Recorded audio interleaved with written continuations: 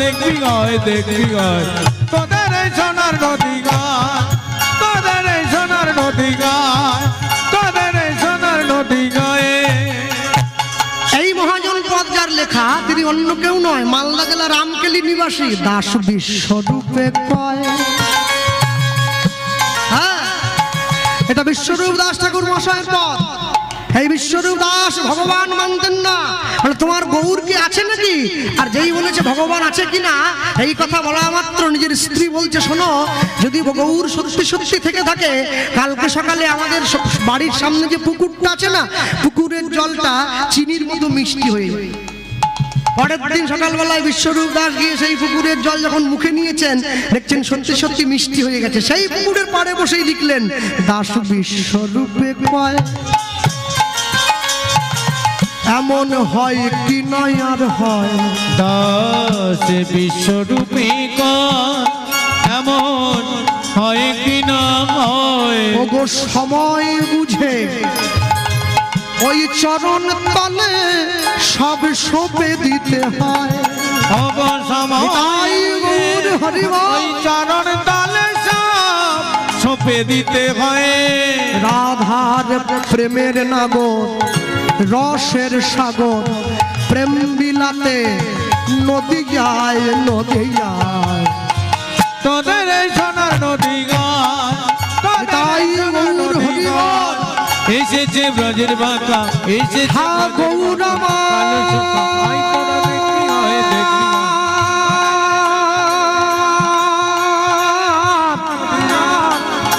তুমি করুণা করো, এই জগজনে কৃপা করো, কৃপাময় কৃপা করো।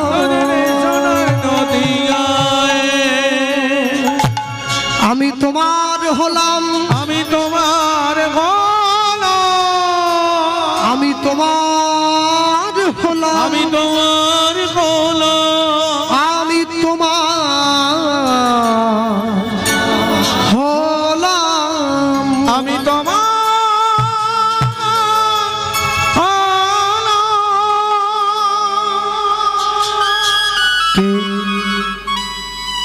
কে পায়ে পড়লো? কে?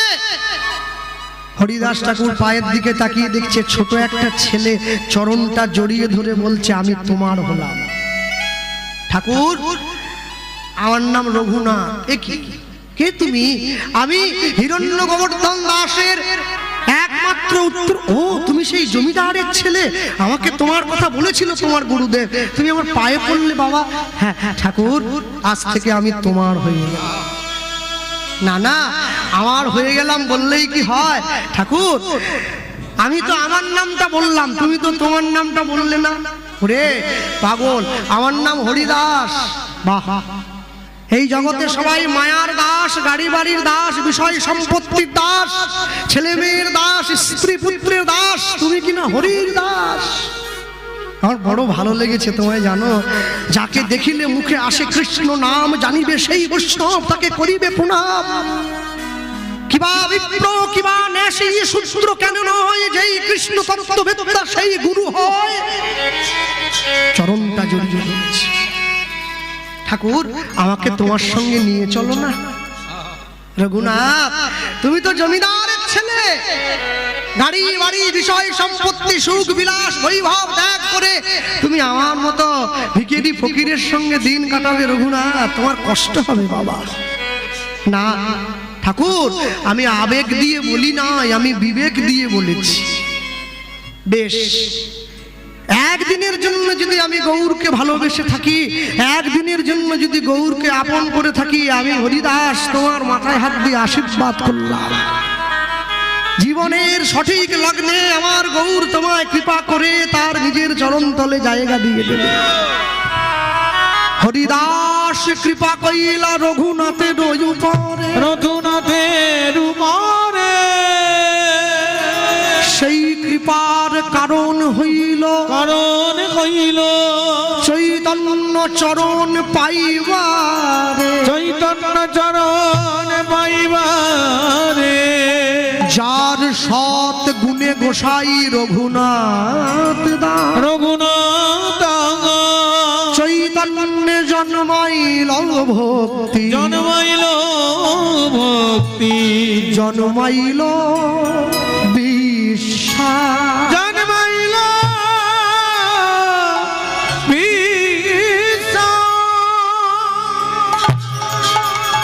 আচ্ছা, উপযুক্ত জমিতে গাছটা পুঁতে দিলে গাছটা কিন্তু আর আটকে থাকবে না, বড় হতে থাকবে। হরিদাস ঠাকুর উপযুক্ত জমিতে গাছটা পুঁতে দিয়ে চলে গিয়েছেন।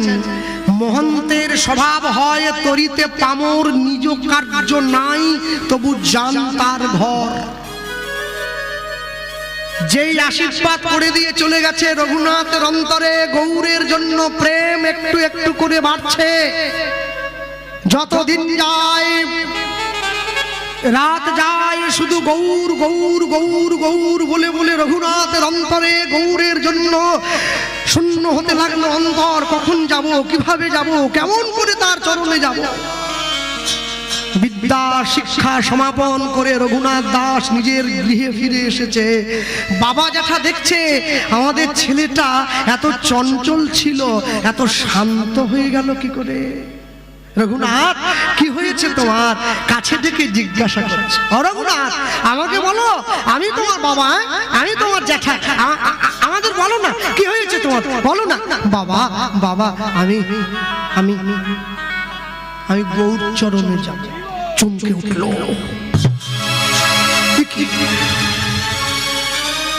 কেউ না জানুক, বাবা মা তো জানে সন্তানটা কেমন করে এসেছে। মা জানে বাপ আর মন চেনে পাপ। সন্তানের প্রকৃত বাবাকে এটা মা জানে। আর রাতের অন্ধকারে দাঁড়িয়েও পাপ করলে মন জেনে যায় কাজটা ভালো হয়নি, পাপ হয়ে গেছে। বাবা জ্যাঠার মনে ভয় হলো, তাহলে কি আমাদের ছেলেটা সত্যি সত্যি ঘর ছেড়ে দিয়ে চলে যাবে গৌর চরণে? হ্যাঁ চলে যাবে। না না না, রঘুনাথকে সংসারে ফেরাতেই হবে। রঘুনাথ, না বাবা, এই বয়সে এই কথা বলতে নেই বাবা। না না, শোনো শোনো, মনকে বিচলিত করো না। তুমি আমাদের একমাত্র এই রাজ্য সেবায় মন দাও, মানুষের সেবা করো। মনে ভাবছে কে? রঘুনাথ দাসের বাবা। কি করতে হবে? সংসারে মনটা বসাবার জন্য রঘুনাথকে একটা বিয়ে দিয়ে দিলে কেমন হয়? সুন্দরী একটা স্ত্রী ঘরে এনে দিলে রঘুনাথ তার মুখটা দেখলে সংসারটা মনে নিয়ে একবারে মেয়েটার মুখের দিকে তাকিয়ে রঘুনাথ গৌর ভুলে যাবে, গৌর ভুলে যাবে, রঘুনাথ গৌরাঙ্গ ভুলিবে, গৌরাঙ্গ ভুলিবে, গৌরাঙ্গ ভুলিবে, গৌরাঙ্গ ভুলিবে।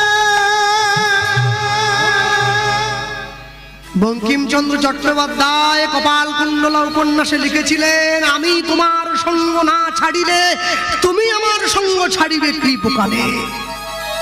হরিদাস ঠাকুর 22 বাজারে বেত্রাঘাত সহ্য করার পরও কি বলেছিল?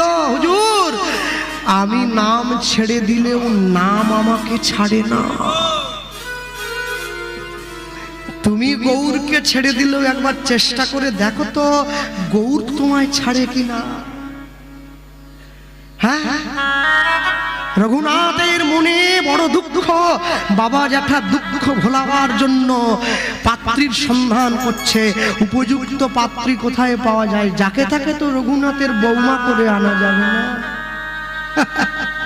রঘুনাথ দাসের গৃহে প্রত্যেকদিন একটি বিধবা মা আসতেন ঘর পরিষ্কারের জন্য, যে মায়ের নাম ছিল রেবতী দাস। তার বিবাহযোগ্য সুন্দরী একমাত্র কন্যা ছিল, মেয়েটার নাম ছিল কমলা। যখনই জমিদার মশাই দুইজনকে সেই বিধবা মাকে দেখেছে, ছুটে গিয়ে কাছে দাঁড়িয়ে বলছে, রেবতী, কালকে সকালে তুমি একটু ঘরে থাকবে, আমরা দুই ভাই তোমার ঘরে যাব। কেন জমিদার মশাই? না না, একটু দরকার আছে, গিয়ে বলবো। পরের দিন প্রভাতে দুই ভাই স্নান করে শুদ্ধ বসন করে সোনার পালকিতে করে রেবতী দাস নামক কর্মচারীর গৃহে গিয়ে উপনীত হয়ে জমিদার মশাই দুইজনকে সেই বিধবা মাকে দেখেছে, ছুটে গিয়ে কাছে দাঁড়িয়ে বলছে, রেবতী কালকে সকালে তুমি একটু ঘরে থাকবে, আমরা দুই ভাই তোমার ঘরে যাব। কেন জমিদার মশাই? না না, একটু দরকার আছে, গিয়ে বলবো।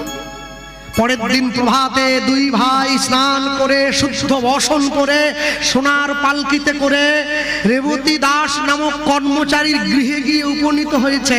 আস্তে, বড় লোকের দরজায় গরিব যদি আত্মীয় হয়ে আসে বড় লোক খুশি হয় না, কিন্তু গরিবের দরজায় বড় লোক যদি আত্মীয় হয়ে আসে গরিব বড় আনন্দ পায়। আজকে আমার গৃহে কে এসেছে তো দেখো, জমিদারের পদধূলি পড়েছে। জমিদার মশাই আসুন, একবার আসুন না। জানেন আমি বড় অবাক হয়ে যাই, খুব মনে ভাবি। কি ভাবি বলুন তো? মাঝে মাঝে চিন্তা হয়, যারা আমরা হরিনাম করি, আমরা কীর্তন করি, আমাদেরকে বসিয়ে মানুষে আরতি করে।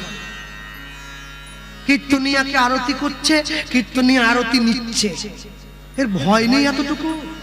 হ্যাঁ, পা ধোয়াবার জন্য গৃহস্থ একবারে থালা বের করে নিয়ে চলে এসছে, আর আমি জুতো খুলে একবারে কাপড় টাপড় গুটিয়ে তৈরি হয়ে যাচ্ছি। সাবান টাবান মেখে পা ফসা করে ধোবে না? একবার ভাবতে হবে, আমার পা সে ধোয়াতে পারে, আমার বাড়ানোটা কি উচিত নাকি? পা ধোয়াবে কার? যে সর্বত্যাগী, যার মোহ নাই। আমার তো মোহে ভরা এই দেহ, তুমি পা ধোয়াচ্ছ কি করে? নিয়ে গিয়ে সামনে বসিয়েছে, শুদ্ধ আসন পেতে দিয়েছে। জমিদার মশাই বসেছেন। মা রেবতী, একটা কথা বলবো, তোমার একটা মেয়ে আছে না? আছে। একবার ডাকা যাবে মেয়েটাকে? হ্যাঁ নিশ্চয়ই। কমলা, একবার আয় মা। জমিদার মশাই ডাকছে। মেয়েটা এসেছে শতছিন্ন বসন করে।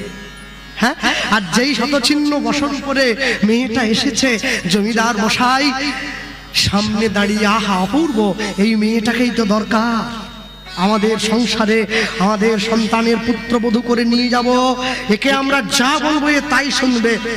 প্রণাম করছে, চরণে হাত দিয়ে। মা, তোমার নাম কি?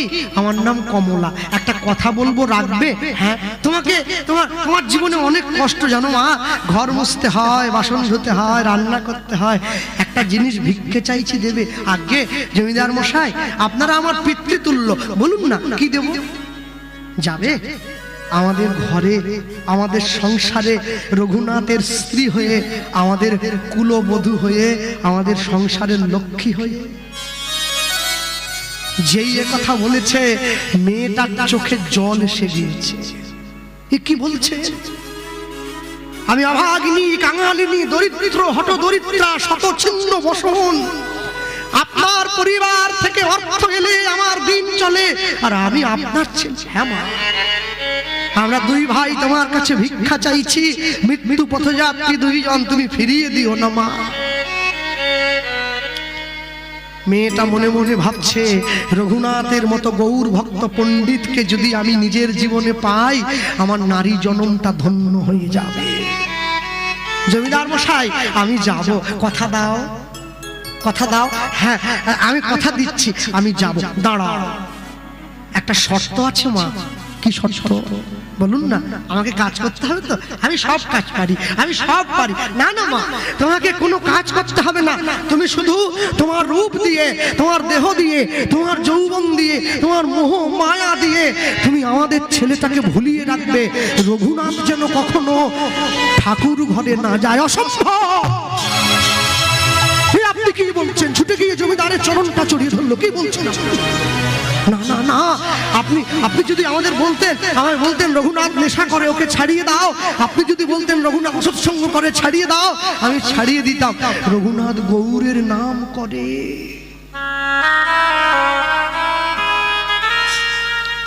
মদের নেশা, বিড়ির নেশা ধরলে কাউকে ছাড়ে, গৌর প্রেমের নেশা কাউকে যদি ধরে, তাকে কি রাখা যায় মায়ার সংসারে? মা, তুমি যে কথা দিলে মা, আমায় কথা দাও, কথা দাও, আমার ছুঁয়ে কথা দাও। তুমি আমাদের ঘরে, আমরা মেয়েটা বুঝে নিয়েছে। মেয়েটা মনে মনে বুদ্ধি করছে, আচ্ছা আচ্ছা আচ্ছা, আমার স্বামী গৌরচরণে যাবে বলছে, জমিদার মশাই আমাকে পুত্রবধূ করে নিয়ে যেতে চায় আমাদের ছেলে, ওই ছেলেটাকে আটকানোর জন্য যাতে গৌরচরণে না যায়। আচ্ছা বলুন, আমি তো ওকে আটকে রাখতে পারবো না, ও চলে যাবে, আজ হোক কাল চলে যাবে। আচ্ছা একটা বুদ্ধি করলে হয় না? কি? আমার স্বামী যদি গৌরচরণে চলে যায়, আমি কি পড়ে থাকবো? ও যদি যায়, একবারের জন্য হলেও তো মহাপ্রভুকে বলবে, প্রভু আমার স্ত্রী আমাকে এই পথে পাঠিয়েছে, সেদিন আমার জন্মটা ধন্য হয়ে যাবে, সেদিন আমার জন্মটা ধন্য হয়ে যাবে। মা তাহলে কথা দাও, তুমি তুমি আমাদের ঘরে লক্ষ্মী হয়ে যাবে। হ্যাঁ দিলাম কথা। নিজের গৌরচরণের রাস্তাটা পাকা করে রাখছে, পাকা করে নিচ্ছে। আমি যাই। শোনো, যে মেয়েটা, যে বাড়ির বৌমা ভালো রান্না করতে পারে, সে আদর্শ গৃহবধূ নয়। যে অনেক দূর পড়াশোনা করেছে, সে আদর্শ গৃহবধূ নয়। যে বাড়ির বৌমা দেখতে খুব সুন্দর, সে আদর্শ গৃহবধূ নয়। যে বাড়ির বৌমা পরিবারের সকলের হাত ধরে আর গৌর গোবিন্দ চরণে নিয়ে যেতে পারে, সেই হচ্ছে আদর্শ গৃহবধূ। নিতাই গৌর হরি বল, হরি বল। আমি সবাইকে বলবো, বাড়ির বৌমাকে বলবে, মা একটু ভগবানের নাম ছেড়ো না তুমি। হ্যাঁ, রঘুনাথ দাসের বিয়ে হয়ে গেল মেয়েটির সঙ্গে। সকলে আশীর্বাদ করছে, রঘুনাথ জীবনে সুখী হও, অনেক বড় হও। আশীর্বাদ করে দিয়ে ফুলশয্যার ঘরে প্রবেশ করিয়ে দিয়ে চলে গিয়েছে। কমলা বসে রয়েছে মাথায় ঘোমটা দিয়ে। রঘুনাথ দাস যেই ঘরের মধ্যে প্রবেশ করলো, মেয়েটা পালঙ্ক থেকে নেমে এসে রঘুনাথ দাসকে প্রণাম করছে। আপনি আমার প্রণাম গ্রহণ করুন। রঘুনাথ দাস বলছে, জানো তো কমলা, তাকিয়ে দেখো, এই ফুল দিয়ে সাজানো পালঙ্কের উপরে আমরা আজ আমাদের জীবনের প্রথম রাত্রি। জানো তো, শোনো, মানুষ যেদিন ফুলের উপরে ঘুমায় তার ফুলশয্যা হয়, আর ফুল যেদিন মানুষের উপরে ঘুমায় তার অন্তিম শয্যা হয়। বলো তুমি কোনটা চাও? তুমি কোনটা চাও? স্বামী, আমি চাই কি জানো, এই ফুলটা মালা হয়ে আমার গলায় থাকবে সারা জীবন। রঘুনাথ দাস হাতটা বাড়িয়ে দিয়েছে, আমায় কিছু দেবে না ফুলশয্যার রাত্রিতে? তুমি তো জমিদার, তোমায় কি দেবো আমি? আমার কি আছে তোমায় দেওয়ার মতো? একটা জিনিস আছে, কি জানো, নারী জাতির জীবনের সবথেকে উল্লেখযোগ্য বস্তু হলো তার সম্মান। এই সৎ চরিত্র আজ থেকে আমি তোমার হাতে তুলে দিলাম। আচ্ছা, সব জায়গায় গাইতে চাই না, পরিবেশটা ভালো বলে তাই গাইছি। আমরা বিশ্বকবির ভাষা দিয়ে তো বলতেই পারি, এত কষ্টের মধ্যে দিয়ে বিশ্বকবির কথাটা মনে পড়ে না? মম জীবন যৌবন, অমর সৃষ্টি, মম জীবন যৌবন, মম অখিল ভুবন,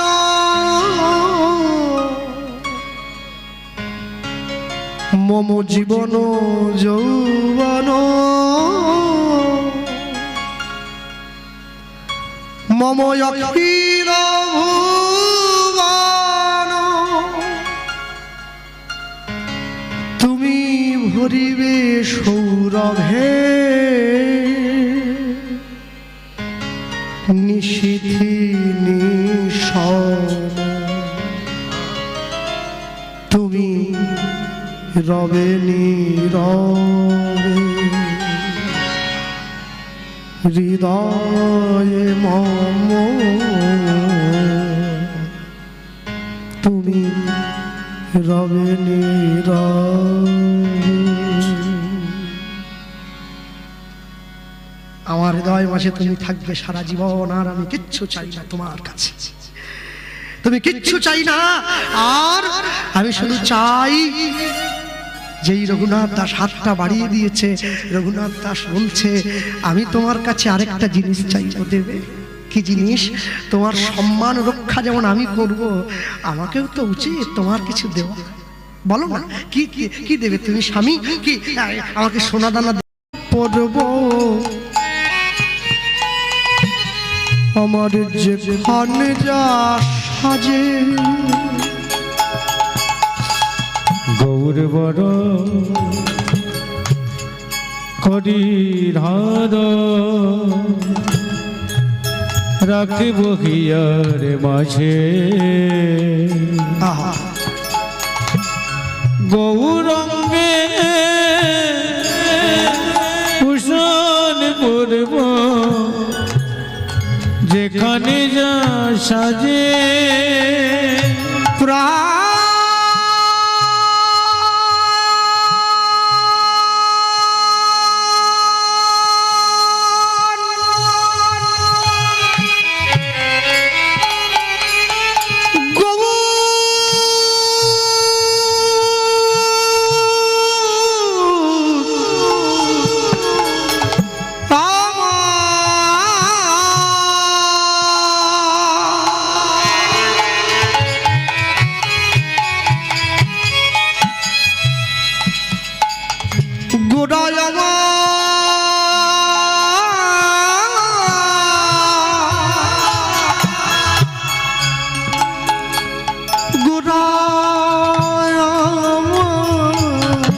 ওই না গৌরঙ্গে ভূষণ পরিব যেখানে যা সাজে। গৌর বদন গোরচনায় গোরা গোরা লিখব গায়। যদি সাতী নক্ষত্রে বৃষ্টি হয় না, সেই বৃষ্টির জল যদি হাতির মাথায় পড়ে তবে গজমতি সৃষ্টি হয়। সেই বৃষ্টির জল যদি বাঁশের মধ্যে পড়ে বংশলোচনের জন্য, সেই বৃষ্টির জল হরিণের নাভিতে পড়লে কস্তুরীর জন্ম হয়। সেই বৃষ্টির জল ঝিনুকের মধ্যে পড়লে মুক্ত সৃষ্টি হয়। সেই বৃষ্টির জল সাপের মাথায় পড়লে মণির সৃষ্টি হয়। সেই বৃষ্টির জল গরুর শিঙের মাথায় পড়লে গোরচনার জন্ম হয়। সেই গোরচনা দিয়ে লিখব গৌর বদন গোরচনা গোরা গোরা লিখব গায়। গৌর বলে আমি ভেসে যাব সেই সোনার নদিয়া। আমি গৌর বলে ভেসে যাব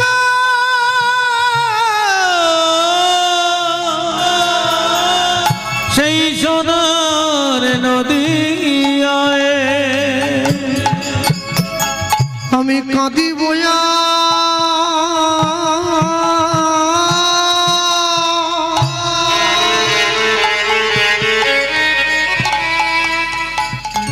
কাঁদাইব,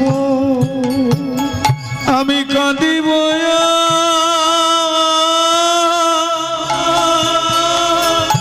কাঁদাইব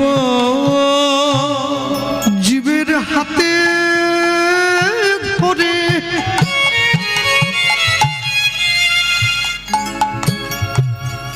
ওই পায়ে জড়াইয়ে ধরে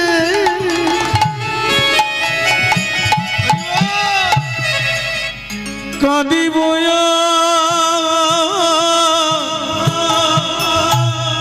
কাঁদাইব ওই হাতে ধরে পায়ে ধরে কাঁদিব কাঁদাইব ওই না ধুলা গড়া ধুলায় গড়া গড়ি দিয়ে কাঁদিব কাঁদাইব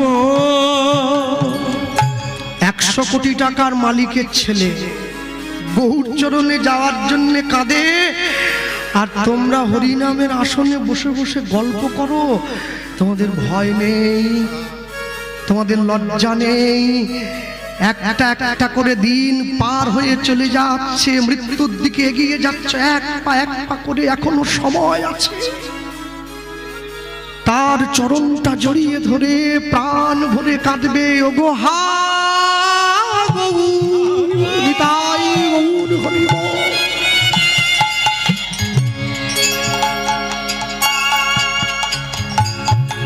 প্রাণ গৌর বলে কাঁদিব কাঁদাইব আমি ওই চরণে সব সপিব। আমি কাঁদাইব কাঁদিব। রঘুনাথ দাসের স্ত্রী বলছে, স্বামী তুমি আজকে রাত্রিটা আমার কাছে থেকে কালকে সকালবেলায় গৌরচরণে চলে গেলে। আমার জীবনের একটা মাত্র রাত তুমি আমার কাছে থেকে যাও। কালকে ভোরবেলায় উঠে আমি ঘরের দরজাটা খুলে দেবো, তুমি গৌরচরণে চলে যাবে, আমি তোমায় বাধা দেব না। না, আজকে রাত্রিটা যদি আমি থেকে যাই তোমার কাছে, আমার এই দেহটা যদি তোমার সেবায় একবার দিয়ে দেই, আমার এই দেহটা উচ্ছিষ্ট হয়ে যাবে। আমি এটা নিয়ে কি করে গৌরচরণে যাব? আমি জমিদারের ছেলে, আমি সিদ্ধান্ত নিয়েছি, আমি এক সিদ্ধান্তে অনড় ব্যক্তি। যদি আমাকে যেতেই হয়, আমি এই পবিত্র দেহটা গৌরচরণে নিয়ে যাব। আর যদি না যাই, সারা জীবনের জন্য সংসারের সেবা করব, সারা জীবনের জন্য সংসারে থেকে যাব। রঘুনাথ দাস ঘরের দরজাটা খুলে দিয়েছে, আর যখনই খুলে দিয়েছে ছুটে গিয়ে নিজের স্ত্রী বলছে, তুমি যাও, তুমি গৌরের চরণে যাও। আর শোনো, যেদিনকে তুমি গৌরকে নিজের মতো করে পাবে, গৌরকে নিজের করে পাবে, সেদিন তুমি একটু আমার কথা তোমার গৌরকে জানিও। কেন জানো? আমি তোমার অভাগিনী স্ত্রী, সংসারে পড়ে রইলাম, শেষের দিনে তোমার গৌর যেন আমাকে একটু তার চরণতলে জায়গা করে দেয়। আমি তোমার কাছে আর কিচ্ছু চাই না। শেষের দিনে আমার গৌর, তোমার গৌর যেন একটু আমাকে আমাকে আমাকে যেন তার চরণে জায়গা করে দেয়। আমার আর চাওয়ার মতো কিচ্ছু নেই, কিচ্ছু। রঘুনাথ দাস ছুটছে, গৌর হরি আমি আসছি, তুমি দাঁড়াও। ছুটতে ছুটতে ছুটতে ছুটতে শান্তিপুরে অদ্বৈত আচার্যের ঘরে গিয়ে মহাপ্রভুর চরণতলে লুটিয়ে পড়েছে। প্রভু, আমি এসেছি। কে? আমি রঘুনাথ। ও রঘুনাথ, এসো এসো এসো রঘুনাথ। হরিদাস আমায় তোমার কথা বলেছিল, রঘুনাথ তুমি এসো। মা,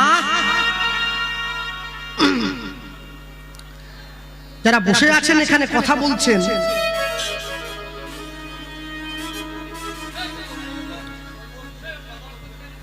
অনেক অনেক হরিবাসরে গেলে না, নবদ্বীপের দিকে গেলে এর থেকে 4 গুণ ভক্তশ্রোতা বেশি হয়, 4 গুণ। কিন্তু 4 গুণ ভক্তশ্রোতার মধ্যে যদি একটা সূচ পড়ে আসরে, শব্দ বোঝা যায় সূচটা পড়ে গেল। তোমরা কি ফাংশন শুনতে এসছে?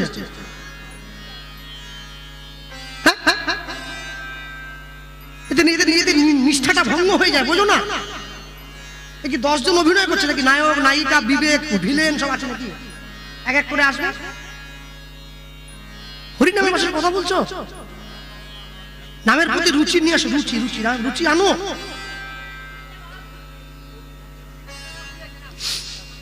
হ্যাঁ হ্যাঁ, নিয়ে গিয়ে সম্মুখে দাঁড়িয়েছে।